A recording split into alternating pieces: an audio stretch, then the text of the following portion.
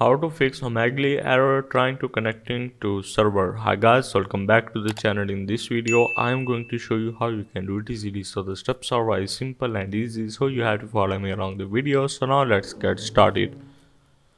So the first and easiest way to resolve this issue is simply by going in your Microsoft Store or any kind of browser you are using, and you have to simply search for this VPN and choose any kind of VPN you want to go with.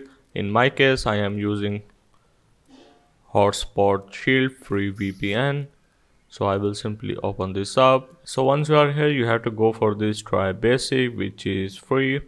So let me decline this offer. I can simply click on this connect button. In my case it will work, but in yours it doesn't guarantee you to be work, so you can try any kind of other VPN.